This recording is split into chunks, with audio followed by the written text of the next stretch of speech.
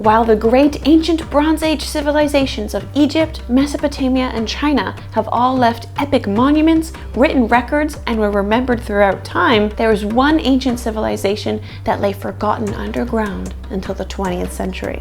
Let's go back in time to discover the Indus Valley Civilization.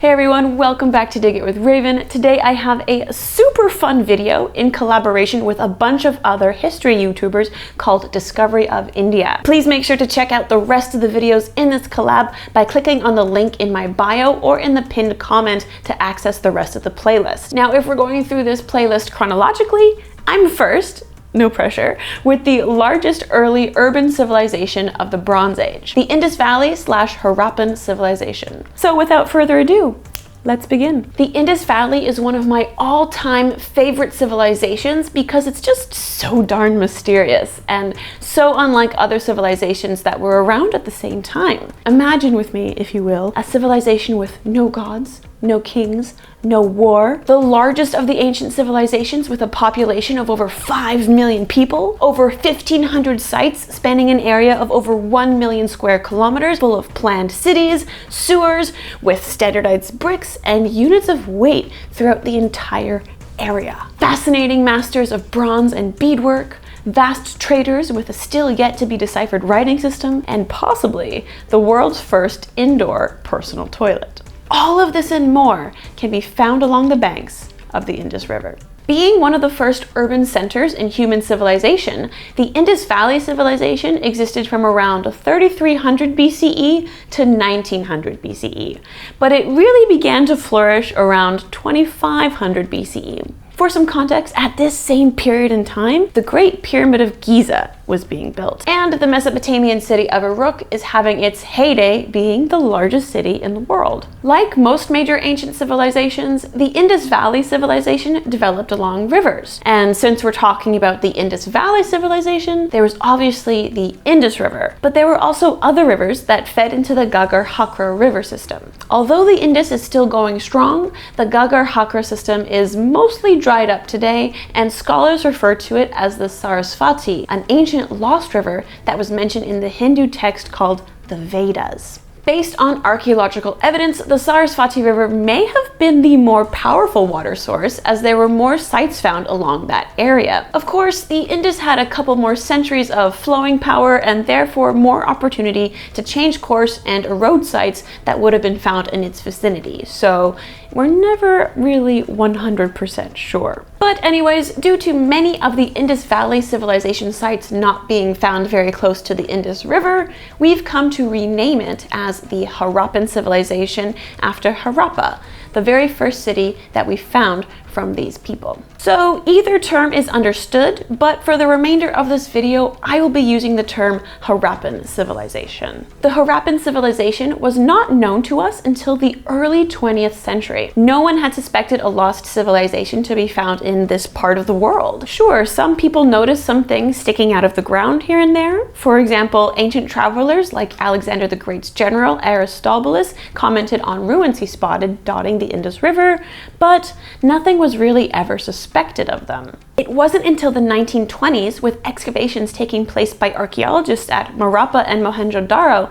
that this amazing, mysterious civilization came to light. The Harappan civilization is unlike any other of its time. Archaeologists have found absolutely no evidence of palaces, royal tombs, kings, priests, army or warfare, religion or temples, not even a state capital. Where other civilizations like Mesopotamia and Egypt were making names for themselves by building ziggurats and pyramids, by naming kings and conquering territories, imposing social hierarchies, and developing powerful state religions, the Harappan civilization were busy making beautiful jewelry and cotton clothing, lounging in baths, and creating a city-wide water and sewer system that would allow everyone to have their own indoor toilets. And I don't know about you, but there's a clear answer to which one I would prefer to have lived in.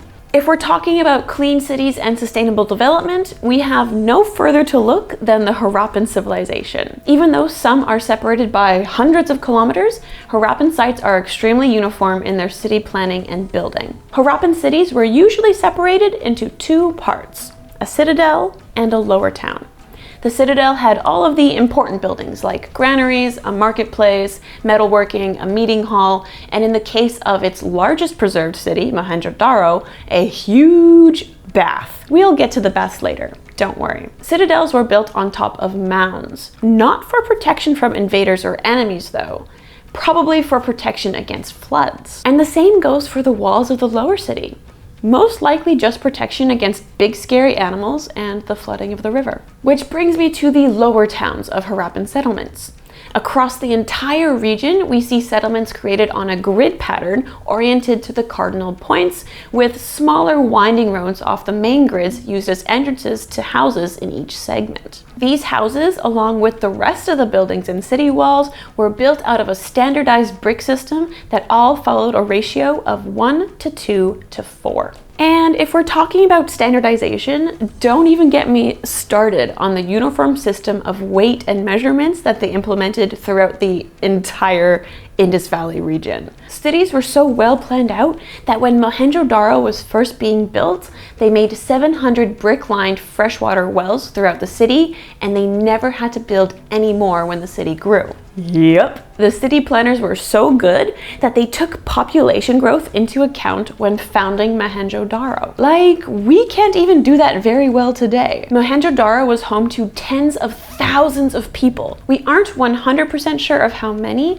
but some scholars have given a quote, weak estimate of 40,000 people, with some even claiming that 80,000 people could have lived in the lower city. With all of these people packed into a Bronze Age settlement, you might expect it to be cramped, smelly, and just probably really dirty. All we have to do is just look at 18th century Europe to see that past cities were pretty rank places. But not for the Harappans. They were geniuses with sanitation, sewers, and water management. In some cities, we found archaeological evidence of some raised brick platforms next to trees, so people could just sit down in the shade and enjoy themselves, you know, hang out with their friends, whatever you choose to do on a public outdoor bench. Streets also had large jars sunk into the ground that you could just throw garbage into so you didn't litter. These were regularly emptied and brought to a dump. If people 4,000 years ago can figure this out, we definitely need to up our climate change game, you guys. They were so dedicated to clean cities that even all of the dirty manufacturing processes like kilns for pottery and brick making were located outside of the city walls. And don't even get me started on their water system. I think I'm saying that way too much in this video, but I just love this civilization so much, and of course we're going to talk about the water system. The Harappan civilization loved water. And I get it. Water is delicious.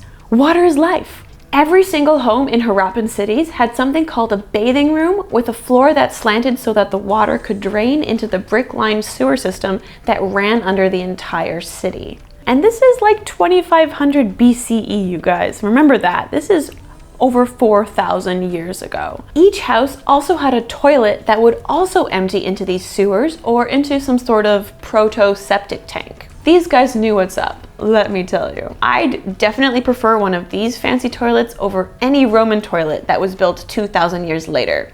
That's for sure. All of this waste would just run under the streets and out of the city. Houses that were more than 1 story high also had drains attached to the side of the wall to drain water from upper levels into the drains on the streets below. There was no throwing water and waste out of the windows like in the Middle Ages. No, no, no. They knew better than to throw their waste willy-nilly onto unsuspecting passers-by. It's just common decency. This was all very domestic stuff though. Let's not forget about the massive public waterworks.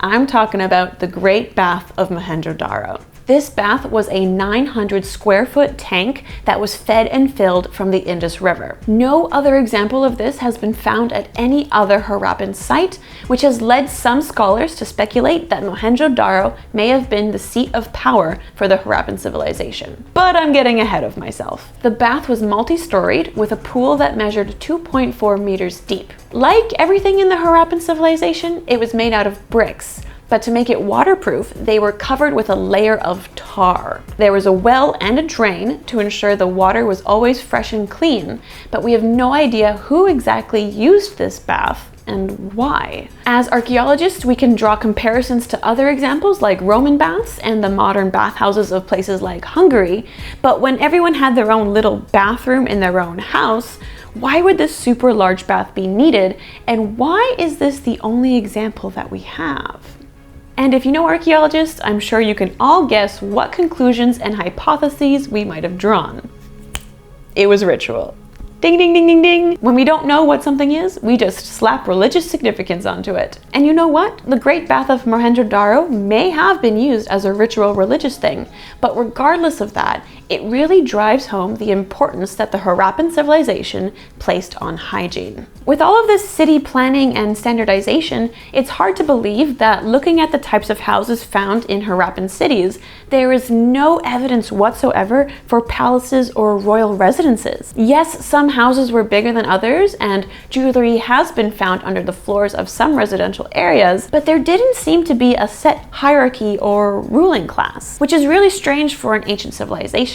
There are no known places of governance in the Harappan civilization. It seems like Harappan society was built around state interests and that their class structure may have been pretty equal. We don't know how they were ruled or by whom, but with the amount of uniformity over such a vast area, there may have been some sort of council or something with larger cities acting as overseers for their immediate vicinities. Some scholars have even suggested an overseeing power of priest-kings or king-priests, but we can't be sure until we find more evidence. There also isn't any evidence for a state religion or religion of any kind, really. We have yet to find a single building that hints at any sort of religious significance over the entire Indus or Saraswati region. Of course, that doesn't mean that there weren't any. Time does its thing by always eroding away history, but it has led historians to think that Harappan religion was based more around worshipping nature and fertility. And instead of doing this in temples, they worshipped nature in,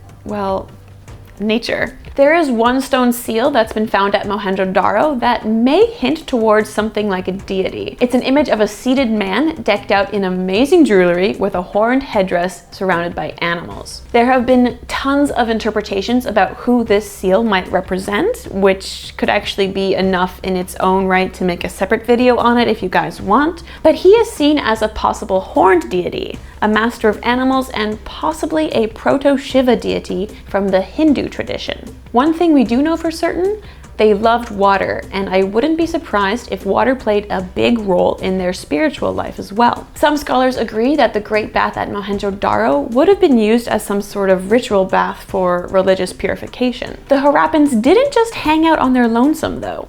They went everywhere to trade their goods. They traded locally with surrounding hunter-gatherers, which was very much not the norm for civilizations at the time. But they probably used nomadic people like this to move goods in between cities. Of course, they didn't just stop at the borders of the Indian subcontinent. They traded along the Arabian Gulf, in Mesopotamia, Central Asia, and Iran. Harappan merchants are mentioned in Mesopotamian writings under the name Malua. The goods that were imported from the Indus Valley were precious stones like carnelian and lapis lazuli, metals like gold and silver and copper. Then there was woven cotton, timber, ebony, ivory, tortoise shells, chickens, peacocks, cats, dogs, buffaloes, monkeys, and even Indian cats called golem, which might have been tigers. Although Harappan merchants were mentioned in Mesopotamia and we found evidence for Indus trade all over the place, there isn't any evidence for the Mesopotamians ever having traveled to the Harappans. The Harappans were probably better merchants and sailors,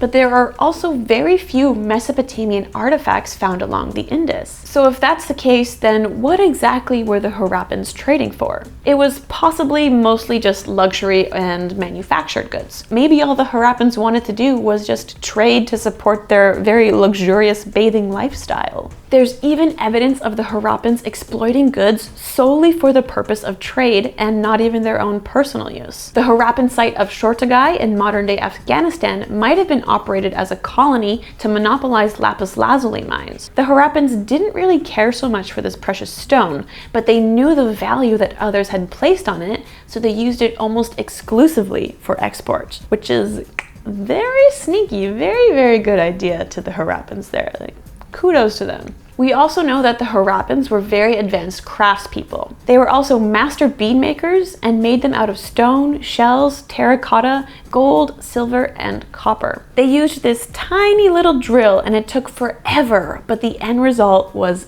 definitely worth it. Even the painted terracotta beads that poorer people used for jewelry are absolutely stunning in my opinion. Now, this wouldn't be a Harappan civilization video if I didn't talk about their writing system. Archaeologists have found crazy amounts of these tiny stone seals with an independent Harappan script and language written on them. These seals all contain an image and then a few pieces of writing. The most popular image on these stone seals is this funny looking unicorn, and I personally think it does not look like a unicorn, and I should know what a unicorn looks like. I had a unicorn room as a child for more years than I'm willing to admit. But we still haven't been able to decipher the writing yet. It's not related to any other writing system, and we have yet to find a Rosetta Stone or Behistun inscription that will allow us to translate it from a known script. There are about 450 logosyllabic signs that have been identified from small tools, pieces of pottery, and these little stone seals,